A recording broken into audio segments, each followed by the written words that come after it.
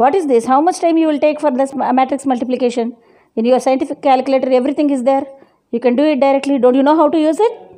Welcome to all the poor persons who are here after hearing to such scoldings from your lecturers, and also welcome to all the interested persons, intelligent persons who are here to escape from such scoldings from your lecturers.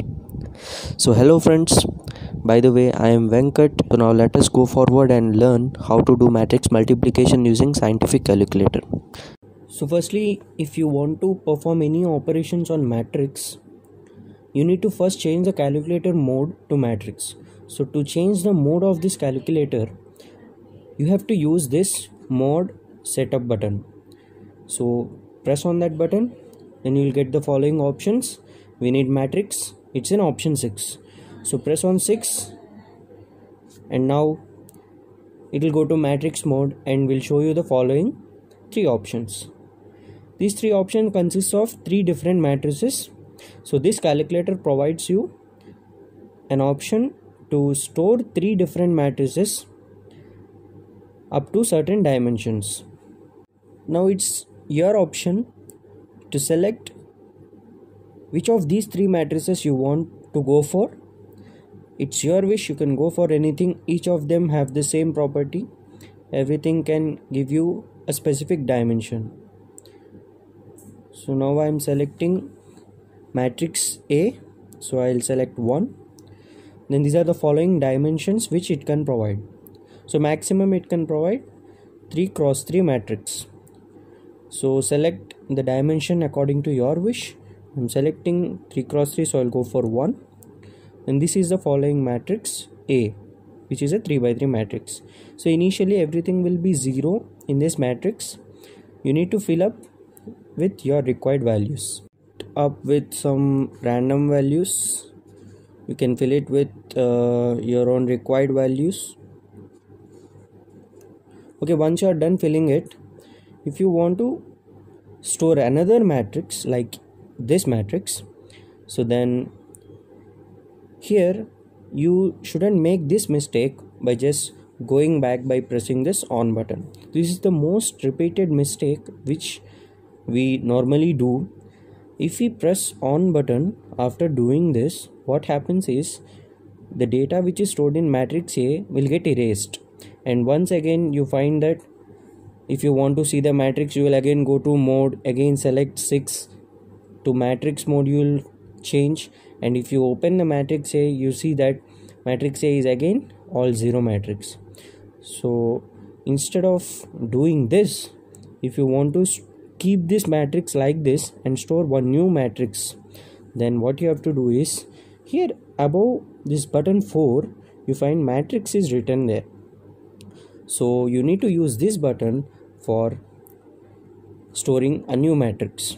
So you have to press shift plus 4. Then again you will get the following options. One is dimension, second is the data. So you need to go for dimension, that is 1. Then you'll get again 3 options. So now first option is the matrix A which you have already stored. Now you can choose one of the matrix B or matrix A to store another matrix. So I am choosing 2 for matrix B, and again I am selecting the dimension to be 3 by 3, and again I fill up some random values. You can do it with your required values. 8 okay, so now I am done filling matrix B. So now if I want to fill one more matrix, then again what do? I'll press shift, I'll go to 4, then I'll get the following options. I'll select the dimension option, then I'll select matrix C which is key 3. So again I'll select the dimension, and then again I will fill this matrix C. So once you are done filling all the matrices, then you should press this on button, so you'll come back out of it.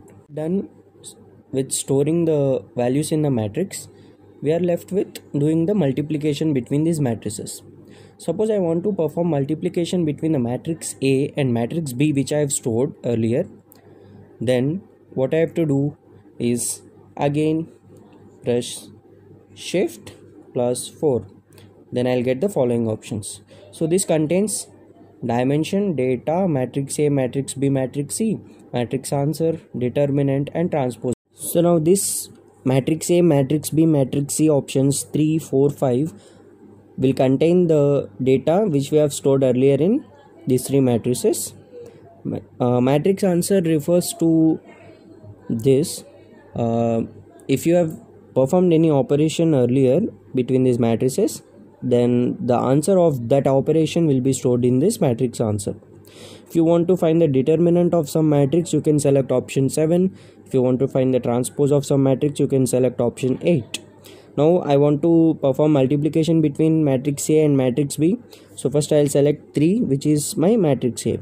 So I'll see matrix A there. So as we perform the multiplication between two different numbers, we use this into operator. Here also we use the same. Then again I'll go for shift, I'll go for 4. Then I'll select matrix B, which is 4. So matrix A into matrix B. So I'll press equal to, it will give me the multiplication of matrix A and matrix B. So this is how you find the multiplication of two different matrices. Now let us see how to find the inverse of a matrix. Already we have stored some data into three different matrices. Let us try to find the inverse of any of those three matrices. So I want to find the inverse of matrix B. So I'll first go to shift plus 4. Then I'll get the following options. I want to find inverse of matrix B. So I'll first select matrix B, which is option 4. Then to find the inverse, here you see X inverse option there. So press on this. Then it will apply the inverse operation on the selected matrix. So press equal to. So here I am getting a math error.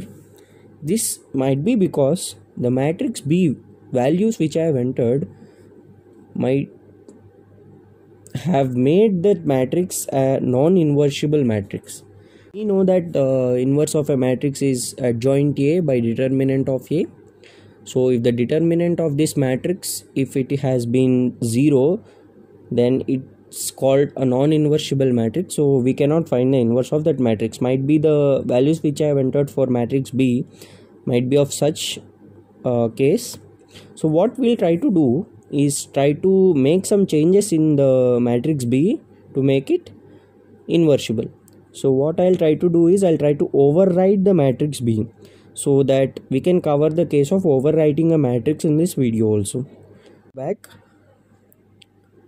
on, then first I have to go for shift, then 4. So now I find the following dimensions. If you want to overwrite some matrix values, then you shouldn't select the options 3, 4, 5. 3, 4, 5 are only for checking the contents in those matrix. You cannot override using these three options 3, 4, 5. So if you want to override some matrix, you need to go to 1, which is the dimension. Then select, we have problem with matrix B, so select 2. So again it will ask for the, earlier we have seen the matrix B, we have entered it as a 3 by 3 matrix. So we'll go for 1. So this is the previous matrix which we have entered. Yes. Here I have not given any value in the second row, so all 0 second row will always give you a 0 determinant. So I'll make them on some non-zero values.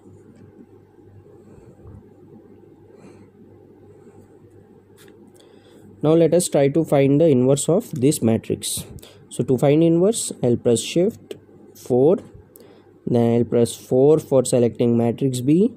And for inverse, there is an option X inverse there, and I'll press equal to. See, now we are able to find the inverse of matrix B. So remember that if inverse of some matrix is giving error to you, it means that the matrix which you have entered is a non-inversible matrix. So please make sure that if I try to find the inverse of an inversible matrix only. So that's all, friends.